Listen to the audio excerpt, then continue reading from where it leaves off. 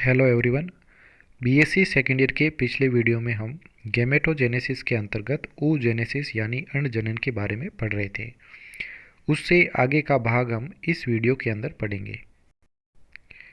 तो पिछले वीडियो में हमने ग्रोथ ऑफ न्यूक्लियोलर सब्सटेंसेस के बारे में पढ़ा था, जो कि प्री वाइटेलाइन पीरियड के दौरान होता है। अब हम इसमें पढ़ेंगे ग्रोथ ऑफ साइटोप्लाज्मिक सब्सटेंसेस यानी कि कोशिका द्रव्य पदार्थों में होने वाली वृद्धि के बारे में। The amount of cytoplasm of oocyte increases both quantitatively and qualitatively.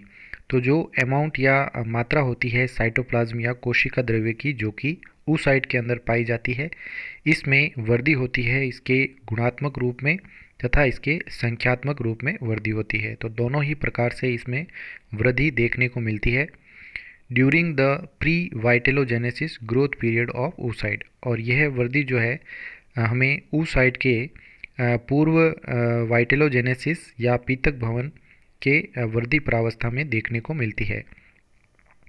Young oocytes यानी नए निर्मित जो oocyte होते हैं इन मैनी एनिमल्स अनेक जंतुओं में show a very simple organisation बहुत ही सरल प्रकार का संगठन प्रदर्शित करते हैं due to poor cytoplasmic inclusions and possess none of the specialized character found in the adult oocyte and mature egg। और ये बहुत ही कम जो है साइटोप्लाज्मिक इनमें इंक्लूजन्स या पदार्थ होते हैं और इनमें किसी ऐसे स्पेशलाइज्ड या विशेषीकृत जो होती है संरचनाओं का निर्माण नहीं होता है जो बाद में एडल्ट oocyte के अंदर या मैच्योर एग या परिपक्व एग के अंदर उपस्थित हो। तो ऐसी किसी भी प्रकार की विशेषीकृत संरचना जो है वो इनके साइटोप्लाज्म के अंदर नहीं देखने को मिलती है। The cytoplasm is finally granular. तो इनका जो साइटोप्लाज्म होता है वो बहुत ही अधिक ग्रेन्युलर होता है यानी कणिकीयमय होता है, कणिकाएं पाई जाती है। Having granules of ribonucleoprotein and DNA. और इनके अंदर जो ग्रेन्यूल्स दिखाई देते हैं वो राइबो न्यूक्लियोप्रोटीन्स तथा डीएनए के ग्रेन्युलर भाग जो है वो दिखाई देते हैं। Mitochondria the carriers of oxidative enzymes are fairly scarce in young oocytes। तो जो नए बने oocyte होते हैं उनके अंदर जो माइटोकॉन्ड्रिया होते हैं और माइटोकॉन्ड्रिया होते हैं वाहक, जो कि ऑक्सीडेटिव ऑक्सीकारी जो एंजाइम्स होते हैं उनके वाहक होते हैं। तो इनके अंदर जो नए बने हुए oocyte हैं इनमें इन माइटोकॉन्ड्रिया की अत्यधिक जो है वो कमी देखने को मिलती है। बट में इंक्रीज इन नंबर, लेकिन इनकी जो संख्या है वो अधिक बढ़ जाती है very considerably during the growth of primary oocyte।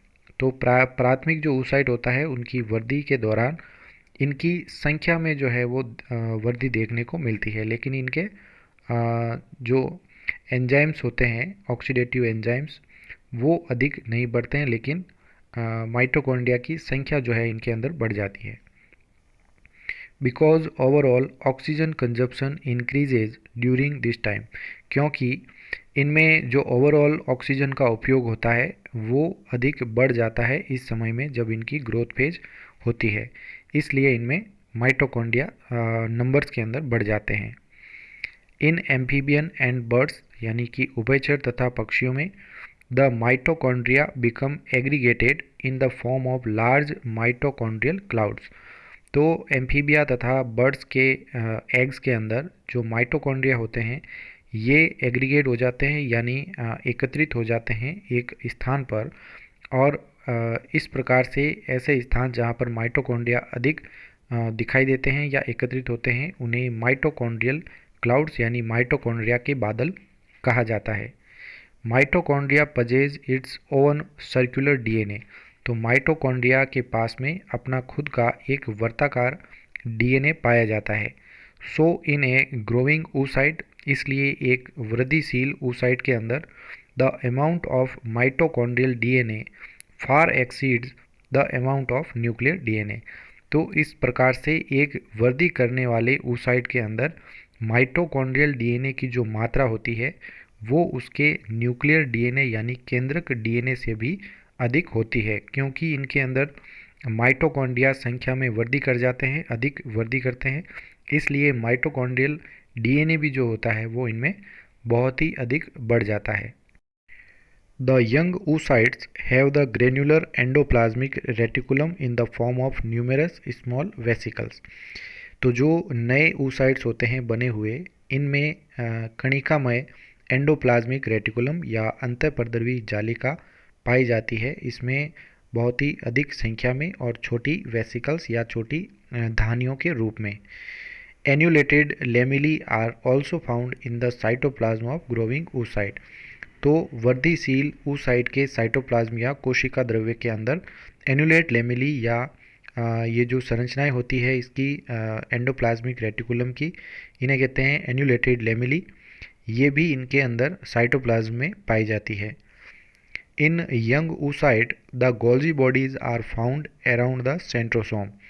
तो नए बने oocyte के अंदर जो गोल्जिकाए होते हैं ये इसके सेंट्रोसोम के आसपास जो है वो अधिक पाए जाते हैं। The Golgi complex of oocyte is believed to synthesize cortical granules beside performing its normal function. तो जो गोल्जी कॉम्प्लेक्स होता है oocyte के अंदर, ये माना जाता है कि ये कॉर्टिकल कणिकाओं का निर्माण करता है, जो कि इसका नॉर्मल फंक्शन नहीं होता है। तो नॉर्मल फंक्शन से दूसरा जो है वो कार्य ये है करता है, क्योंकि ये कॉर्टिकल कणिकाओं का निर्माण करता है। इन कॉर्टिकल रीजन यानी इसके कॉर्टिकल क्षेत्र के अंदर cortical granules are present. Cortical कणिकाएं उपस्थित होती है। These are membrane bound spherical bodies of diameter of 0.8 microns to 2.0 microns and contain acid muco polysaccharides. तो जो ये कॉर्टिकल ग्रेन्यूल्स होते हैं ये झिल्ली से बंधित गोल संरचनाएं होती है, जिनका व्यास जो है 0.8 माइक्रोन्स, जो कि सी अर्चिन्स के अंदर पाया जाता है। तो 0.8 माइक्रोन से लेकर 2 माइक्रोन तक, यानी ये इतनी बड़ी जो है वो फ्रॉग के अंदर पाई जाती है। और इनके अंदर अम्लीय म्यूकोपॉलीसेकेराइड्स पाए जाते हैं। तो इन ऐसी कणिकाओं को कॉर्टिकल ग्रेन्यूल्स कहते हैं। These mucopolysaccharide are used during fertilization। तो ये जो म्यूकोपॉलीसेकेराइड होते हैं ये उपयोग लिए जाते हैं निषेचन की क्रियाविधि के दौरान, in the formation of fertilization membrane. और यह निषेचन झिल्ली के निर्माण के लिए इन म्यूकोपॉलीसेकेराइड्स का उपयोग होता है। These granules are synthesized by cisternae of Golgi complex। तो इन ग्रेन्यूल्स या कणिकाओं का जो निर्माण होता है ये संश्लेषण होता है गोल्जी काय के सिस्टर्नी भाग से, in the interior of the oocyte। यानी oocyte के अंदर की ओर गोल्जी कॉम्प्लेक्स द्वारा उनके सिस्टर्नी भाग से इन कणिकाओं का निर्माण होता है। And later they move to periphery. और बाद में यह oocyte की परिधि की ओर जो है वो चले जाते हैं, यानी परिधि पर व्यवस्थित हो जाते हैं। Where they are arranged in a layer.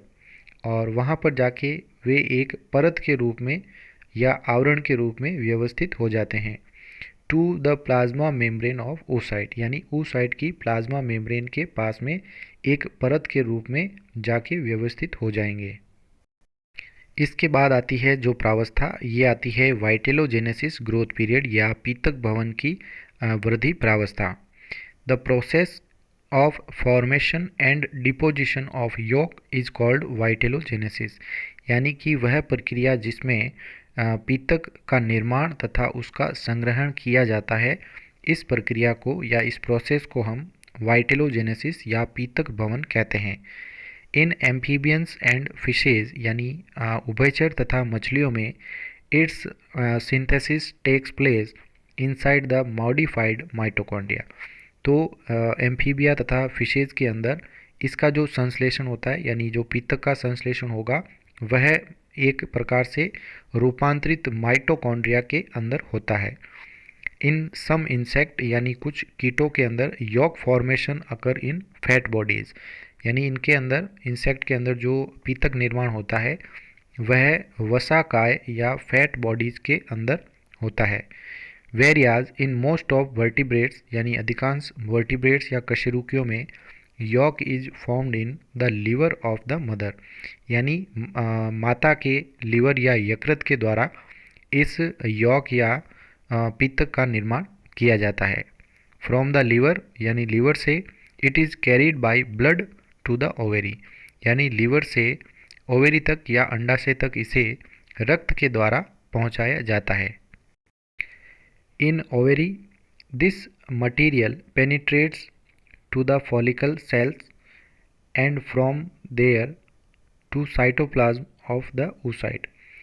और अंडाशय के अंदर यह जो मटेरियल होता है यानी कि जो यॉक आता है वह फॉलिकल सेल्स या पुट्टक कोशिकाओं को भेद के अंदर जाता है और वहाँ पर oocyte के साइटोप्लाज्म तक चला जाता है।